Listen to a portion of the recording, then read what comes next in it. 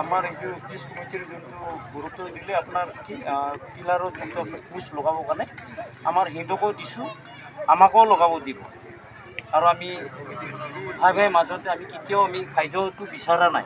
কিয় কাৰণে আমি ভাই ভাই মাজতে আমি কালি মোক মাৰিব, ৰহি তাক মাৰিব, মই এইটো বিচৰা নাই। আমি সকলো ভাই ভাই মাজতে আমি মিলি থাকিব লাগে।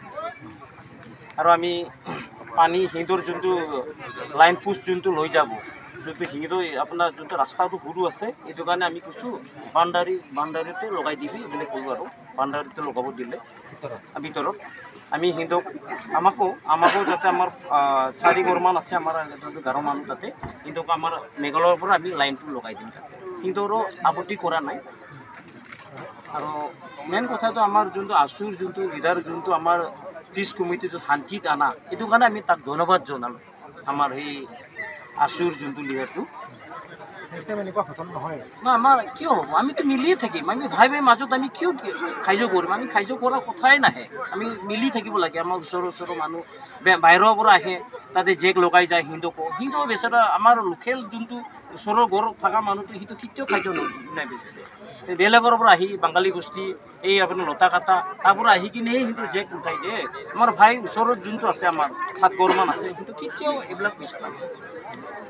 আমাৰ লগতে আছোঁ। পূৰ্বে আপোনালোকৰ শান্তিত আগত হৈছিল। এতিয়া কি সিদ্ধান্ত হৈছিল, সেই সিদ্ধান্তবিলাক মানা নাই, কি হৈছে? আগতে যি হৈছে এতিয়াতো আমি এইটো নকওঁ। আগতে যি হৈছিলে, এতিয়া যি হ'ব, আমি যি ত্ৰিছত আছে এইটো আমি মানি চলিব লাগিব। সিহঁতৰ ভাই মাজতো সিহঁতেও মিলি চলিব লাগিব, আমিও মিলি চলিব লাগিব। যিহেতু আগৰ সিদ্ধান্তবিলাক মানা নাই, যিহেতু আপুনি ক'ব বিচাৰে নাই তো এতিয়া নতুন সিদ্ধান্তখিনি যদি কোনোবা এটা পক্ষই নামানে, নাই, এইটোতো আমি আমাৰ চাইডতো আমিতো সিহঁতক যোনটো আপোনাৰ এই দুষ্কৃতিকাৰী তাক আমিতো শাস্তি দিম। আমাৰ চাইডৰ পৰা সিহঁতৰ চাইডত যোনটো দিলে সিহঁতে দিব, আমাৰ ভাইবিলাকো দিব।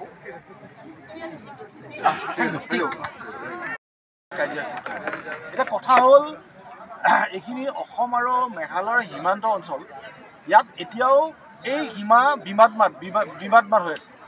ইয়াত এতিয়াও সীমা নিৰ্ধাৰণ হোৱা নাই। অসম চৰকাৰ আৰু মেঘালয় চৰকাৰে এতিয়াও এই সীমা বিবাদ ঠিক কৰিবলৈ তেওঁলোকে যিখিনি ব্যৱস্থা কৰিব লাগে সেই ব্যৱস্থাৰে আগবাঢ়ি আছে। ইতিমধ্যে জইণ্ট ছাৰ্ভে হৈছে, 2খন চৰকাৰে মিলি পেলাই 2বাৰকৈ জইণ্ট ছাৰ্ভে হ'ল। আৰু তাৰ পাছতো এতিয়ালৈকে চেণ্ট্ৰেল গভৰ্ণমেণ্টৰ ফালৰ পৰা যিখিনি কৰিবলগীয়া আছে সেইখিনি কাম হোৱা নাই কাৰণে এতিয়ালৈকে আমাৰ সীমা বিবাদখিনি ঠিক হোৱা নাই।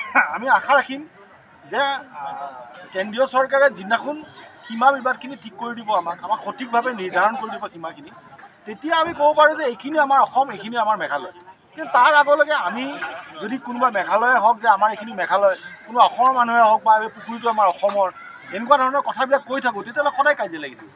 মই আশা ৰাখিম যে দুই পক্ষই অসম হওক বা মেঘালয় হওক, যাতে কোনেও এই সীমা বিবাদ যেতিয়ালৈকে ঠিক নহয় তেতিয়ালৈকে যাতে আমাৰ দাবী কৰা প্ৰক্ৰিয়াটো যাতে বন্ধ ৰাখে। যোন যেনেকৈ আছে, অসমত হওক মেঘালয়ত হওক, সেনেকৈ থাকক, শান্তিমতে থাকক, শৃংখলাবদ্ধভাৱে থাকক, খুব মৰম প্ৰীতিৰে থাকক। তাত যাতে আমি কাজিয়া নকৰোঁ, যাতে আমি অসম মেঘালয় বুলি যাতে কাজিয়া নকৰোঁ। যোন যেনেকৈ আছোঁ মেঘালয়ত অসমত তেনেকৈ থাকক। চৰকাৰীভাৱে যিখিনি সা সুবিধা ল'বলৈ আছে, পাবলৈ আছে, আমি সেইখিনি গ্ৰহণ কৰিব লাগে। আৰু তাত যাতে কোনো চৰকাৰী পক্ষৰ বা ৰাজহুৱা পক্ষৰ পৰা যাতে বাধা বিঘিনি নহয়, সেইখিনি আমি যদি দৃষ্টি ৰাখিব পাৰোঁ আৰু আমাৰ সীমামূৰীয়া ৰাইজে অসমৰে হওক বা মেঘালয়ৰ হওক যাতে সেইখিনি সুবিধা পায়, গতিকে তাৰ এক ব্যৱস্থাৰ কাৰণে আমি বিশেষকৈ এই আজি শান্তি চুক্তিখনত আমি স্বাক্ষৰ কৰিছোঁ 2 পক্ষই।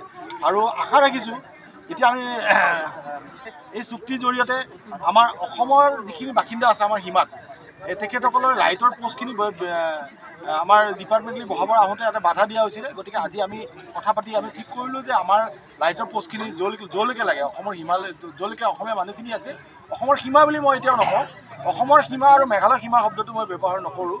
অসমীয়া মানুহ য'লৈকে আছে তালৈকে লাইটৰ পোষ্টটো, অসমৰ লাইটৰ পোষ্টটো বহুৱাৰ কাৰণে ব্যৱস্থা। আৰু মেঘালয়ৰ মানুহ যদি ক'ৰবাত আছে, মেঘালয় ডিপাৰ্টমেণ্টে লাইটৰ ব্যৱস্থাটো তেওঁলোকক কৰক, তাত আমাৰ আপত্তি কৰিবলগীয়া একো নাই। গতিকে আমি সদায় যাতে আমি এনেকৈ বৰ্ডাৰটো যেতিয়ালৈকে সঠিকভাৱে নিৰূপণ নহয় তেতিয়ালৈকে যাতে আমি শান্তি শৃংখলা বজাই ৰাখিব পাৰোঁ, এই কামনা কৰি আজি এই শান্তি চুক্তিখনত স্বাক্ষৰ কৰি আমি আমাৰ এই ঘটনাস্থলীৰ পৰাই আজি এই প্ৰেছ মিটিংখন আপোনালোকক জনাইছোঁ। আৰু সমগ্ৰ অসমৰ ৰাইজে ইতিমধ্যে গম পাইছে যোৱাকালি ঘটনাটো। গতিকে এক নিন্দনীয় ঘটনা, যাতে আগলৈ যাতে এই ঘটনা